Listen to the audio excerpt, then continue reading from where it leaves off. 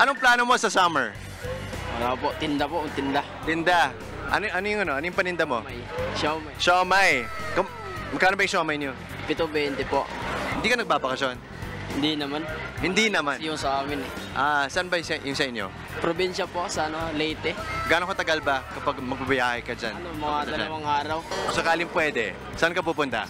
Sa Canigao Island. Ano yung pwede gawin dyan sa island na yan? Swimming po. Swimming. Magbabakasyon po.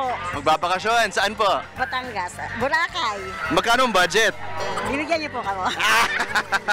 TV5, baka po. Trabaho lang po kayo. Trabaho lang. Okay. Hindi kayo magbabakasyon? Hindi naman. Kayo this life, ano? Ano ba yung trabaho nyo? Service crew lang po. Nagluluto po, nag-serve. Kung sakaling magbabakasyon kayo, saan kayo pupunta? Sa Laguna po, province po namin. Kapag bumalik po kayo sa probinsya nyo, ano yung unang gagawin nyo? Yayakapin ko yung lola ko.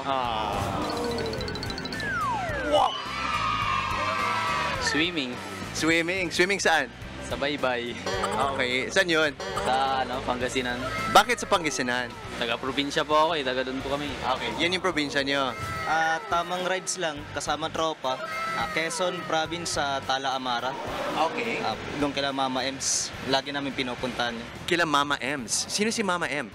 Sa kanila po yung ano na yun doon eh. Lagi po namin pinupunta na ilog. Spot po talaga ng mga ano yun, mahilig mag-nature. Gano'ng katagal kayo dyan? Minsan 1 week, 3 days, ganyan. Yun, marerelax ka talaga doon. Just to have fun. Play games, hang out with friends. Mostly video games. Baldur's Gate, Saan mo nilalaro yung Baldur's Gate 3? PC. Sa summer, hindi ka lalabas. If may plano, bonding with friends. Anong klaseng bonding? Any sort of gala. Bala ko sana mag-swimming. Actually, sa mga rainforest, Anong rainforest? Saan? sa Bosay, sa Antipolo. Marami talaga ron, dikit-dikit lang din. Bakit napadpad ka pa sa Antipolo para sa swimming pool? Minsan, mga kaibigan, nagyayayaan lang po. Parang artistahin to eh, no? Itong si Sunny. TV5, discover natin to, ha? Si Kuya Bukod. Hello po, Attorney Buko.